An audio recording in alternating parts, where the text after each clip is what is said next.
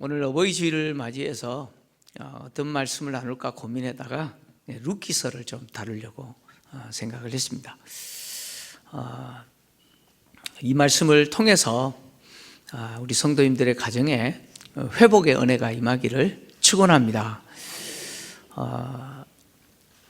여러분 드라마 좋아하시죠? 네, 하신 분도 계시고. 저는 드라마를 별로 좋아하지 않습니다. 볼 일도 없고 볼 시간도 없고.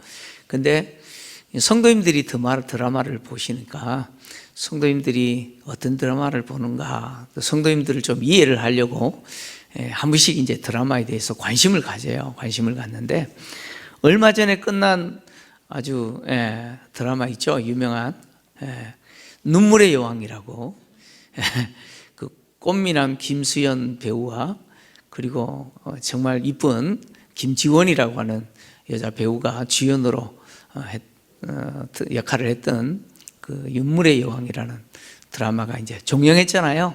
이제 종영을 앞두고 어떤 이야기들이 이제 화제가 됐냐면 그런 예견들이 있었어요. 남자 주인공이 죽는 것으로 끝날 것이다. 이런 예견들이 있었습니다. 근데 결과는 모든 사람들이 기대했던 것처럼 작가가 주인공을 죽이지 않고 남자 주인공도 살리고 여자 주인공도 살리고 두 사람이 참 아름답게 잘 사는 것으로 해피엔딩으로 끝났습니다. 어릴 때 세계 명작 동화라고 하는 책을 읽으면서 뭐 신데렐라나 백설공주나 뭐 콩쥐팥쥐 이런 이야기들을 또 이렇게 읽으면서 항상 마지막이 비슷하다는 걸 느꼈습니다. 마지막이 어떻게 끝나죠? 행복하게 오래 살았더라. 뭐 거의 이렇게 끝나요, 그죠? 왜 그렇게 끝날까요? 그래서 사람들의 기대가 그거예요. 모든 사람들은 해피엔딩을 원하죠. 그래서 개인의 인생뿐만 아니라 결혼 생활도 가정도 해피엔딩으로 끝나기를 기대합니다. 근데 현실은 어떻습니까? 현실은 그렇지 않는 것처럼 보이잖아요, 그죠? 지금도 전쟁 치르고 오신 분들이 계시리라 생각하는데 현실은 전쟁터예요. 그렇지 않는 모습을 봅니다. 제가 가정들마다 신방하다 보면 지금 또 대신방 기간이잖아요. 신방하고 보고서를 제가 보면 참 가정들마다 눈물의 사연들이 있어요. 기도해야 될 내용들도 많고요. 좀 사연이 없는 가정들이 없습니다. 정말 하나님이 이 가정들 좀 회복시켜 주십시오라고 저도 기도하고 있는데 정말 우리에게 필요한 것이 가정의 회복 아닙니까? 오늘 말씀을 통해서 이 회복을 함께 소망했으면 좋겠습니다. 우리 룻기서의 이야기는 대가 끊겨가지고 몰락할 뻔했던 가문이 회복되는 이야기를 다루고 있습니다. 룻기는 사사 시대, 즉 사사들이 통치하는 시대에 베들레헴 에브랏에 살고 있는 엘리멜렉이라는 사람의 가족 이야기로 시작합니다. 엘리멜렉의 가족은 엘리멜렉의 아내는 나움이고 두 아들이 있는데 큰 아들은 말론이고 둘째 아들은 기럯입니다. 이 가족이 하나님이 그들에게 주신 기업의 땅인 베들레헴에 기근이 들어서 흉년이 들자 어디로 이주하느냐? 모압 땅으로 이주합니다. 그 이야기로 룻기는 시작합니다. 엘리멜렉이 하나님이 그들에게 주신 기업의 땅을 떠나서 이방 땅인 모압 땅으로 이주하게 된 이유는 뭐냐면 풍요로운 삶을 원했습니다. 어떤 삶을 원했다고요? 풍요로운 삶을 원했어요. 그래서 기업을 떠나서 모압 땅으로 이주한 것이죠. 그런데 이 선택과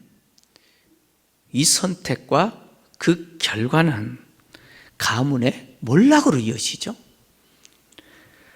모압으로 이주한 이 가정에 비극이 일어나는데 먼저는 모압으로 이주한 지 얼마 됐는지 모르겠으나 가장이었던 엘리멜렉이 먼저 죽습니다. 엘리멜렉이 죽자 나오미는 두 아들을 모압 여자와 결혼시키죠. 나오미가 이렇게 결정한 것은 고향으로 돌아오지 않겠다, 계속해서 모압 땅에서 살겠다라고 결정한 거예요. 그래서 두 아들을 모압 여인과 결혼시켰는데, 첫째 아들인 말론의 아내로 룻, 둘째 아들 기론의 아내로 오르바, 두 며느리를 얻게 했죠. 그런데 이 나오미의 결정은 결국 계속해서 이 가정의 비극으로 이어지죠. 이 가정이 한 10년 정도 그 땅에 살 때 두 아들마저 죽게 됩니다. 남편을 따라서 풍요로운 삶을 살기 위해서 모압 땅으로 왔던 나오미에게 이제 남겨진 것은 자신과 모압 여인인 두 며느리 뿐입니다. 고대 시대에 여인이라고 하는 존재는 항상 남편이나 자녀를 통해서 그 존재의 의미가 드러났습니다. 우리나라도 마찬가지예요. 요즘은 여권이 많이 신장됐지만 참 여자의 인생, 과거에 그런 노래도 있는 것처럼, 그런데 여자의 인생이 사실 참 안타까운 경우가 많았죠. 여성들이 이름 있잖아요, 그죠? 여러분 이름 있죠? 다 이름이 있어요. 근데 그 이름을 안 불러요. 누구 엄마, 누구 아내, 이렇게 항상 존재의 근거를 그 사람에게서 찾지 않고 남편이나 자녀에게서 존재의 근거를 찾았습니다. 우리도 그랬잖아요, 그죠? 아니 본인 이름 주면 되는데 김포댁, 하만댁, 고대 시대는 더했죠, 이것이. 그러니까 나오미에게 있어서 남편이 죽고 두 아들을 죽었다라고 하는 것은 존재의 의미가 완전히 사라진 것이죠. 남편을 따라서 풍요로운 삶을 꿈꿨던 나오미는 다 잃어버렸어요, 그죠? 다 잃어버렸어요. 모든 것을 상실한 존재가 되어버렸습니다.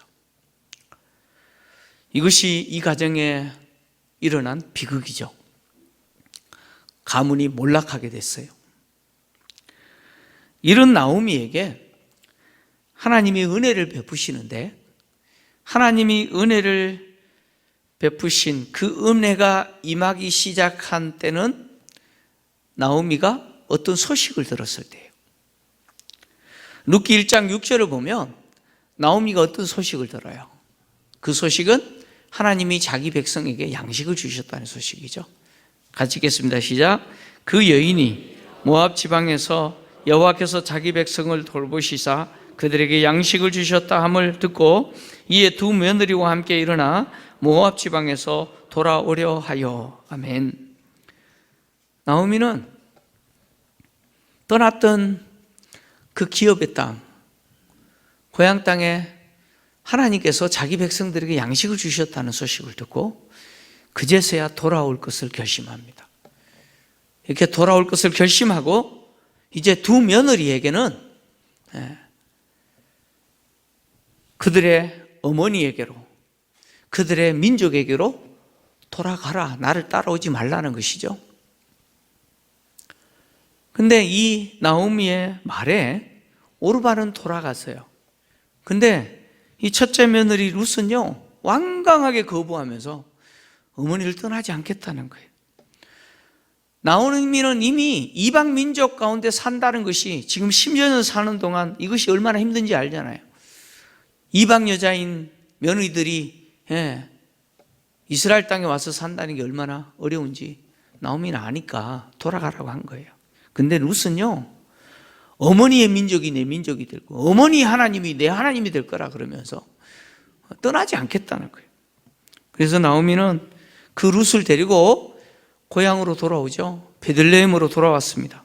그랬더니 이 베들레헴 사람이 나오미가 돌아왔다고, 나오미가 왔냐, 이가 나오미냐 그러면서 극진히 환영해요. 자신을 환영하는 베들레헴 사람들을 향해서 나오미는 나를 나오미라고 부르지 말고 마라라고 불러라고 그렇게 말을 하죠. 룻기 1장 20절 21절인데요. 자, 같이 봅니다. 시작. 나오미가 그들에게 이르되 나를 나오미라 부르지 말고 나를 마라라 부르라. 이는 전능자가 나를 심히 괴롭게 하였음이니라. 내가 풍족하게 나갔더니 여호와께서 내게 비어 돌아오게 하셨느니라. 여호와께서 나를 징벌하셨고 전능자가 나를 괴롭게 하셨거늘 너희가 어찌 나를 나오미라 부르느냐 하니라. 아멘. 나오미라는 이름은 어떤 뜻이냐면 나의 기쁨, 나의 기뻐하는 자 이런 뜻입니다. 아마 부모가 그렇게 지었던 것 같아요. 근데 나오미는 자신의 이름에 기쁨을 담고 있는데 지금 자신의 형편은 어때요? 기쁨이 있어요? 기쁨을 다 잃어버렸어요. 그래서 자신을 뭐라고 부르라고 이야기합니까? 마라라고 불러라는 거예요. 마라라는 말은 무슨 뜻입니까? 쓴, 괴로움 이런 뜻입니다.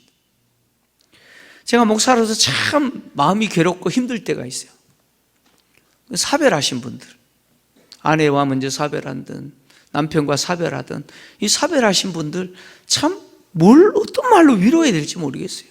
그게 위로가 되겠어요? 근데 더 마음이 아픈 것은 뭐냐면 어린 자녀를 먼저 보낸 부모예요. 사랑했던 자녀를 먼저 잃어버린 부모의 그 슬픔, 위로가 안 되죠. 목사인 저도 위로가 할 수가 없어요. 사랑했던 자녀를 먼저 잃어버린 어머니의 그 삶에는 무엇이 없어요? 기쁨이 없어요. 기쁨이 없어요. 기뻐할 수가 없어요. 지금 나오미는 다 잃어버렸어요. 그의 삶에 기쁨이 하나도 없어요. 다 잃어버렸어요. 나오미는 왜 자신의 인생에 이런 일이 일어났느냐? 그 이유가 하나님이 자신을 심히 괴롭게 하셨기 때문이다. 여호와께서 자기를 징벌하셨기 때문이다 라고 이야기합니다. 이게 무슨 이야기예요? 나오미가 남편과 함께 결정했잖아요. 그 땅에 흉년이 들어서 모압 땅으로 가기로 결정한 것은 풍요로운 삶을 쫓아서 간 거예요. 근데 그 결정이 하나님을 기쁘시게 한 것이 아니었다는 거예요. 나오미의 이 고백은 무슨 고백이냐면 그들이 하나님 주신 기업을 떠나서 모압 땅으로 간 것은 누구를 떠난 거예요? 하나님을 떠난 거라는 거예요. 단지 거주지 이동한 게 아니라는 거예요. 그것은 하나님을 떠난 행위였다는 거예요.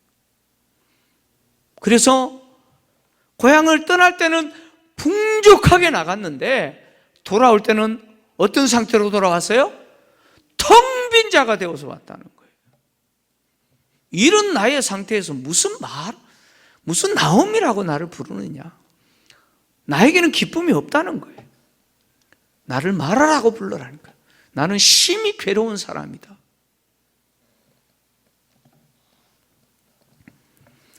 나오미는 풍족하게 나갔다가 텅 빈 자가 되어서 돌아왔다고 고백합니다.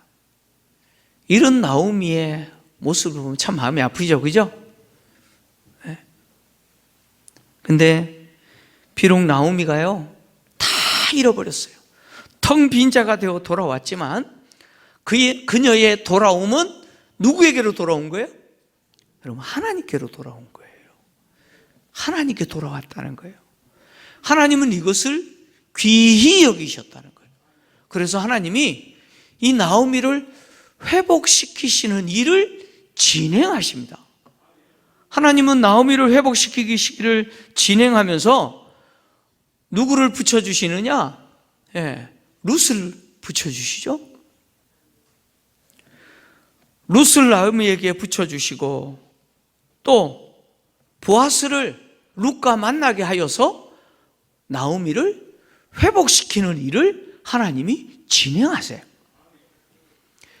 성경에 보면 마치 우연처럼 일어나는 일이 사실은 하나님이 일하시는 것임을 드러내는 경우가 있는데, 오늘 본문의 그 내용이 바로 그 내용이죠.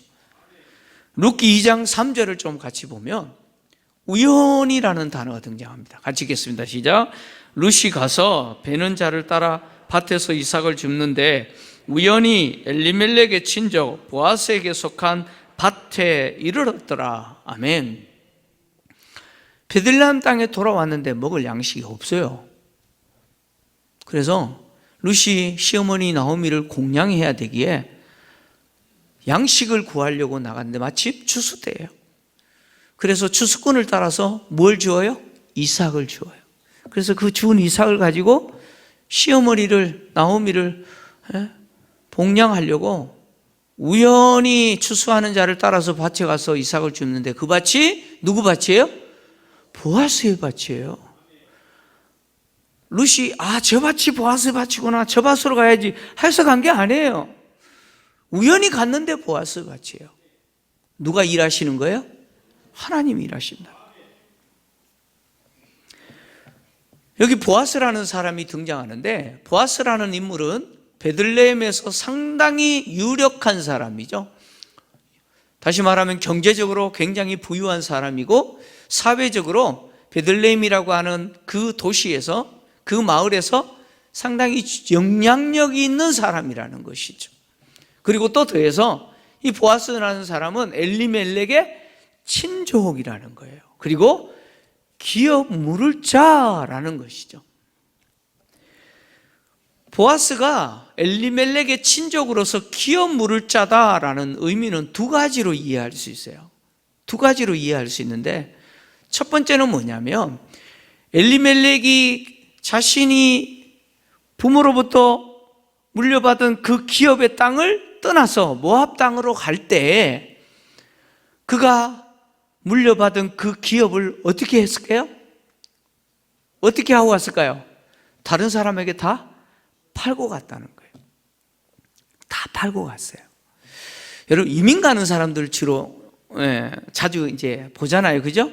요즘은 이민 가는 게 아니라 도리어 이제 오는 경우들이 많은데, 여러분 이민 과거에는 많이 갔잖아요. 이민 갈 때 어떻게 하고 갑니까? 땅하고 집하고 다 두고 가요? 다 팔고 가잖아요. 그죠? 다 팔고 가는 거예요. 그것처럼 아마 엘리멜렉도 다 정리하고 갔을 거예요. 그래서 풍족하게 간 거예요.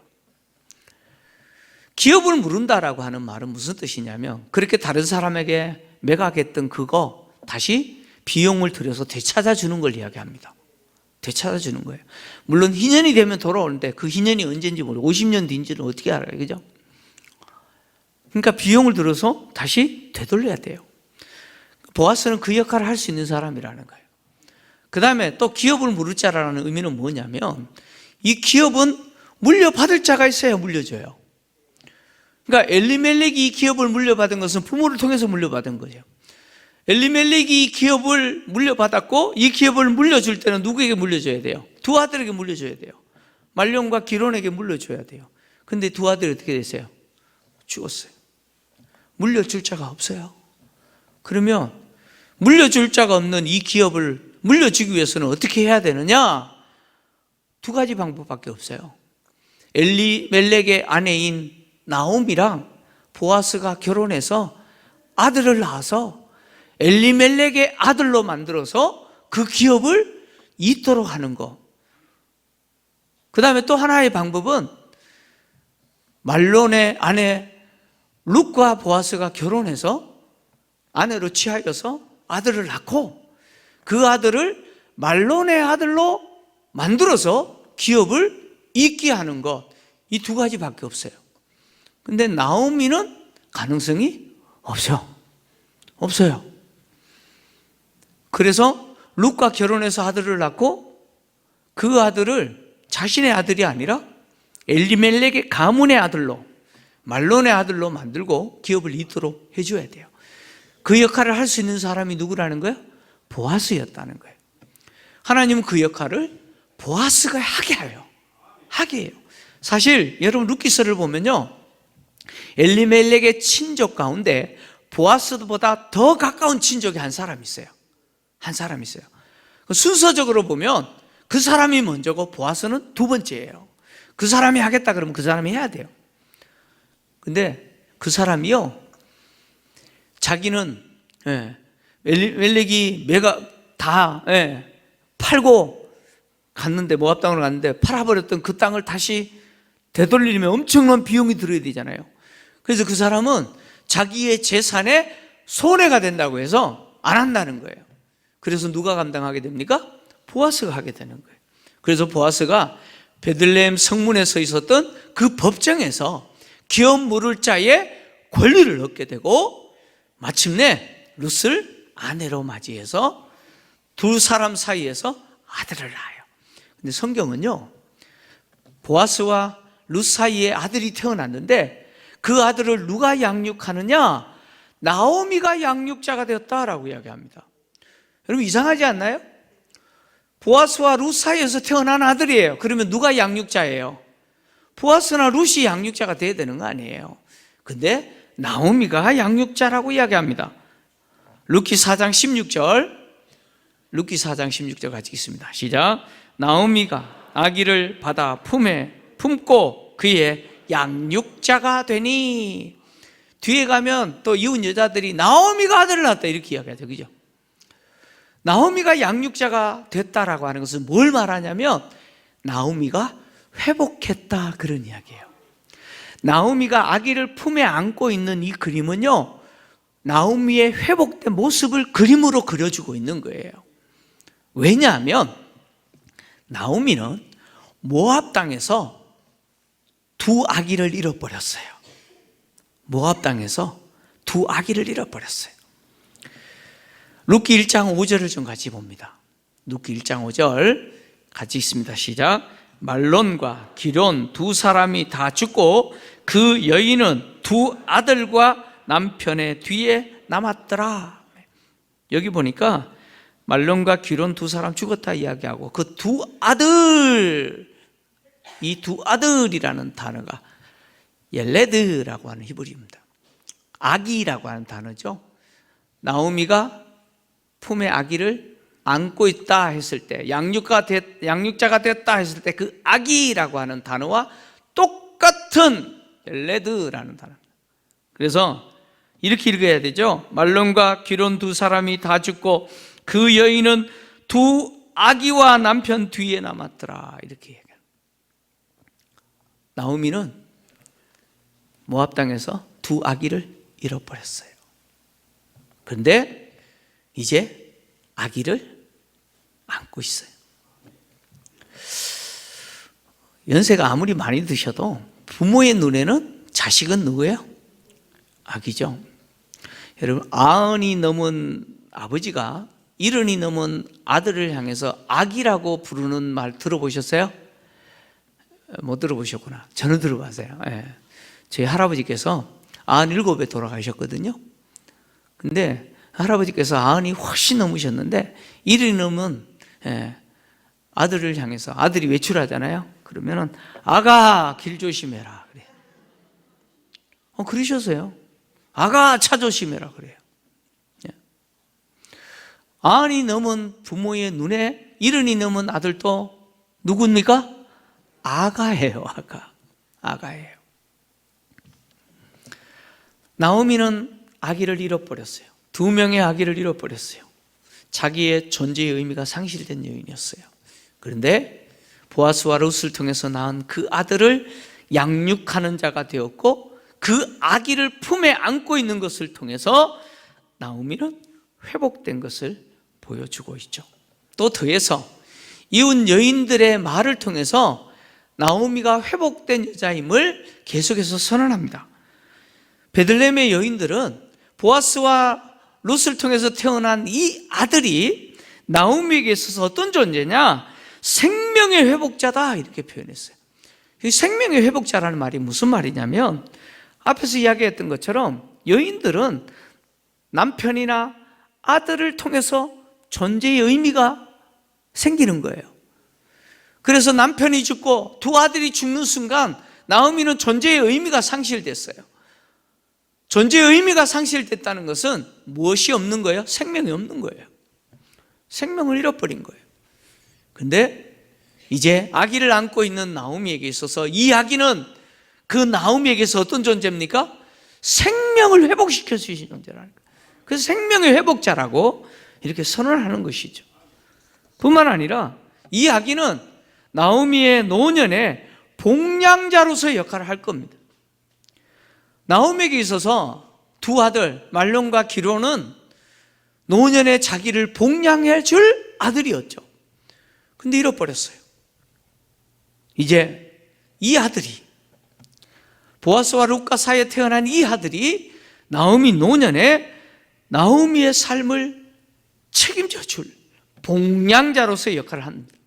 그래서 여인들이 이 아기의 이름을 지어줘요. 이 아기의 이름을 뭐라고 지어주느냐? 오벳이라고 지어줘요. 오벳. 오벳이라는 이름의 뜻은 뭐냐면 종, 일꾼, 섬기는 자, 그런 뜻이에요. 그러니까 이 아기가 노년을 살아가는 나오미를 섬기는 자라는 거예요. 복량자라는 거예요. 룻기의 이야기는 평범한 한 가정에서 일어난 비극과 그리고 회복이 누가 베푸신 은혜냐? 하나님이 베푸신 은혜임을 드러냅니다. 하나님은 모압 땅으로 떠난 나오미를 잊지 않으셨어요. 그리고 돌아온 나오미에게 룻이라고 하는 자부를 붙여줬는데 여인들이 뭐라고 말하냐면 7 아들보다 귀한 자부라고 이야기하죠. 여러분, 7 아들이라는 표현이 뭐예요? 7이라는 숫자는 완전수 아니에요. 여러분, 아들이 완전한 자예요. 부모에게 있어서 그런 아들 얼마나 귀합니까? 그죠? 근데 룻이라는 자부는 그 완전한 아들보다 더 나은 자부라는 거예요. 요즘 참 이런 자부 얻기가 쉽지 않잖아요. 효도하는 며느리 얻기가 얼마나 어렵습니까? 요즘 시어머니들이 며느리 눈치 보면서 살아야 되잖아요. 그죠? 요즘 아파트 이름도요, 시어머니가 기억 못하는 이름이잖아요. 그죠? 찾아가지도 못해요. 이름을 몰라가지고.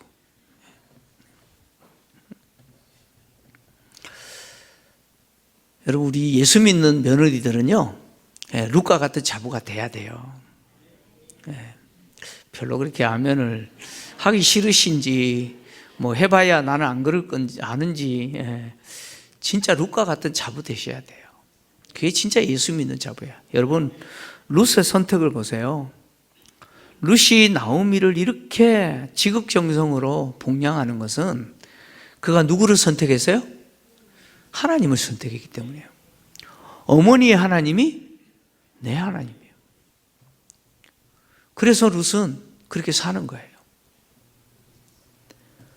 뿐만 아니라 이 나오미의 회복을 통해서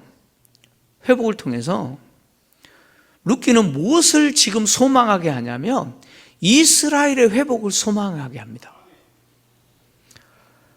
나오미와 그의 가족, 엘리멜렉과 그의 가족이 기업의 땅을 떠나서 모압 땅으로 간 것은 이스라엘 백성들이 풍요를 쫓아서 하나님을 떠나서 우상 숭배했던 그 모습과 같은 거죠. 나오미가 회복될 수 있었던 것은 그녀가 하나님이 자기 백성들에게 양식을 주셨다는 그 소식을 듣고 돌아오기로 결정했을 때부터 하나님은 회복의 은혜를 베풀어 주셨던 것처럼 이스라엘의 회복 역시 우상 숭배를 버리고 하나님께 돌아올 때 그 회복이 일어나는 것이죠.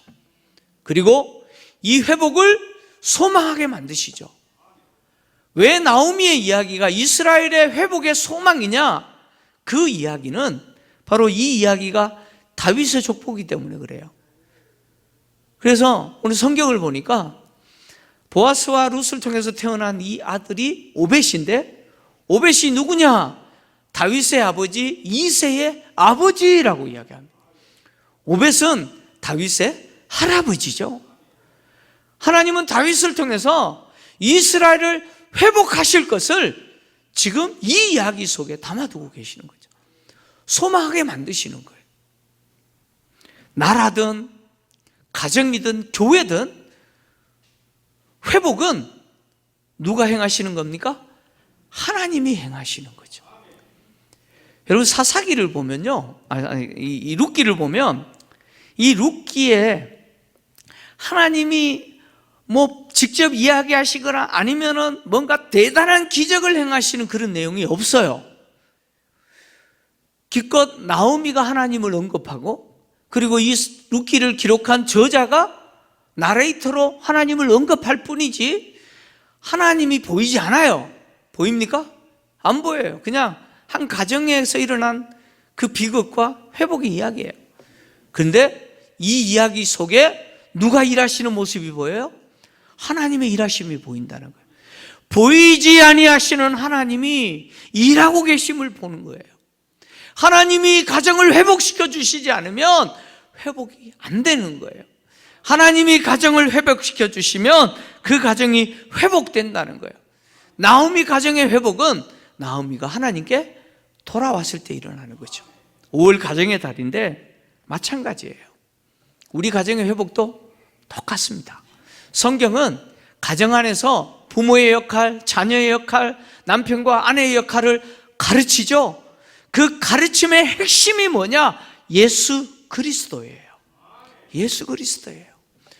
부모는 예수 그리스도와의 관계 속에서 자녀를 양육해야 되고, 자녀는 예수 그리스도와의 관계 속에서 부모를 공경해야 되고, 남편은 예수 그리스도와의 관계 속에서 아내를 사랑해야 되고, 아내도 예수 그리스도와의 관계 속에서 남편에게 복종하라라고 하는 것이 성경의 가르침이죠. 결혼해서 살다 보면 이런 경우가 있어요. 와, 내가 왜 이런 여자랑 결혼했지? 왜 내가 이런 남자랑 결혼했지? 그런 경우 있죠. 저는 아니에요. 네, 오해하실까 봐. 네, 저는 행복합니다. 결혼하다 보면 내가 복도 지지리도 없어가지고 저런 남자 만나서 저런 여자 만나서 고생한다, 이런 생각하는 분들 있잖아요. 여러분, 세상은요 지금 얼마나 가정이 깨지는지 몰라요? 가정이 깨어져요. 왜 깨어지죠? 이유가 뭡니까? 대부분이 성격 탓이라 그래요. 성격이 맞지 않았어. 그죠? 성격이 맞지 않았어. 여러분, 결혼은 하나님이 짝지어 주신 겁니다. 믿습니까? 동의하기 싫은 것 같습니다. 결혼은 하나님이 짝지어 주신 거예요. 예. 내가 선택했지만 하나님 내 눈에 콩깍지를 끼우셔서 짝지어 주신 거예요. 하나님 짝지어 주신 거예요. 자, 하나님 왜 짝지어 주셨어요? 왜 그 상대를 나의 배우자로 짝지어 주셨어요? 성격이 나랑 맞아서? 성경에 그런 이야기 있어요? 성경에는 성격 이야기 없어요. 하나님이 나의 배우자로 짝지어 주신 이유는 딱 한 가지예요. 돕는 배필이죠. 돕는 배필이에요. 무슨 이야기냐면, 여러분 뒤집어 놓고 생각하셔야 돼요. 왜 하나님이 저런 남자를 나에게 배우자로 만나게 하실까? 왜 저런 여자를 나의 남편, 아내로 짝지어 주셨을까? 이유가 뭡니까? 돕는 배필 역할을 하라고. 저 남자에게서는 네가 돕는 배필이다. 저 여자에게 있어서는 네가 돕는 남편이다. 그 돕는 역할을 하라고 짝지어 주신 거예요. 여러분, 돕는 배필이라고 하는 것은 전제가 있죠. 뭐예요? 부족이라고 하는 거예요. 부족, 완전하지 않다라고 하는 뭐예요? 전제가 있는 거 아니에요? 성격은 다릅니다. 달라야 되고요. 여러분 자신의 성격 만족하세요? 저도 어떤 경우는 제 성격이요, 정말 흔히 표현할 때 화딱지 난다 그러잖아요. 저도 저의 성격을 보면 어떤 경우는 막 화가 날 때가 있어요. 자기도 자기 성격 만족 못 하는데 여러분, 성격을 어떻게 맞춰요? 네? 하나님이 그런 성격 돕는 자로 나를 짝지어 주신 거예요. 아멘입니까? 여러분, 하나님과 관계에서 남편을 보시고 아내를 보셔야 돼요. 그래야 답이 있어요. 그래야 답이 있어요. 부모와 자녀 간에도 마찬가지예요. 여러분, 살다 보면 그렇죠. 하나님, 왜 나에게 저런 부모 주셨습니까? 그럴 수 있잖아요. 그죠? 근데 그런 부모 공경하면서 누구를 공경하라고요? 하나님 공경하라는 거예요. 보이지 않는 하나님 공경한다면서 보이는 부모 공경하지 않는 거? 그거 거짓말이죠. 살다 보면 또 그래요. 자녀 놓고 자녀 양육하다 보면 여러분, 자녀들이요, 말 잘 들으면 얼마나 좋아요. 그죠? 근데 간혹가다 그런 경우 있어요. 도대체 하나님 왜 나에게 저런 자녀를 주셨는지 이해가 안 되네. 해석이 안 되는 경우 있어요, 없어요? 저는 없어요. 예, 우리 애들은 그렇지 않아요. 예. 근데 간혹 그런 경우 있어요. 예. 제가 장애인 사역을 했잖아요. 장애인 지도 목사로 5년 정도 사역을 했는데, 여러분, 장애 아이를 낳고 키운다는 게 얼마나 힘든지 몰라요. 근데 이런 경우가 있었어요. 장애 아이를 키우는 부모님이 너무 힘들어가지고 막 하나님께 항의하고, 예. 그랬는데 글을 읽다가 어떤 칼럼을 읽었대요. 그 칼럼의 내용이 뭐냐면, 같은 장애 아이를 낳고 힘들게 장애 아이를 키우면서 하나님께 항의했던 그 부모, 그 어머니가 기록한 칼럼인 것 같아요. 근데 어떤 내용이냐, 막 하나님께 막 항의하고, 왜 나에게 이런 자녀를, 감당할 수 없는 이런 자녀를 주셨냐고 막 항의를 했는데, 마음에 하나님이 어떤 응답을 주시냐면, 내가 정말 보배같이 귀하게 여기는 그 아이를 내가 맡길 사람이 누구냐고 아무리 살펴봐도 없었는데 딱 네가 보이더라. 그래서 내가 내 보배 같은 내 자녀, 이 아이를 잘 양육해 줄 사람이 네가 보여서 내가 너에게 맡겼다. 그런 내용이에요. 그 칼럼을 읽었다는 거예요. 그래서 생각해 보니까 그런 거예요. 하나님이 이 장애 아이를 낳아서 기른다는 게 너무 힘들고 너무 지치고, 그런데 그 칼럼을 읽으면서 그 마음에 무슨 생각이 드냐면, 하나님이 나를 인정하셨구나, 이런 마음이 들더라는 거예요. 하나님이 나를 어떻게 하셨다고요? 인정하셨다는 거예요. 이 아이를 맡아서 양육해 줄 사람으로 나를 인정하셨구나 라고 하는 마음이 들어요. 그때부터 이 아이가 너무 소중한 거예요. 너무 소중했다. 여러분, 때로는 자녀를 키울 때 정말 힘들어요. 근데 여러분, 그거 아세요? 하나님이 여러분들을 인정하신 거예요. 하나님이 나를 인정하신 거예요. 내가 자녀를 볼 때도, 내가 부모를 볼 때도 하나님과 관계 속에서 보십시오. 그러면 그 가정이 회복돼요. 다시 말하면 부모도 하나님께 돌아와야 되고 자녀도 하나님께 돌아와야 되고, 그죠? 그리고 남편도 아내도 하나님께 돌아와서 하나님과 관계 속에서 서로의 역할을 할 때 그 가정에 회복이 있고, 그 가정에 하나님 주신 은혜가 있고, 그 가정을 향하시는 하나님의 선한 뜻이 이루어지는 형통이 있는 것이죠. 올 가정의 달을 맞이해서 우리 성도님들의 가정이 이렇게 회복되시는 복이 있기를 주의 이름으로 축원합니다.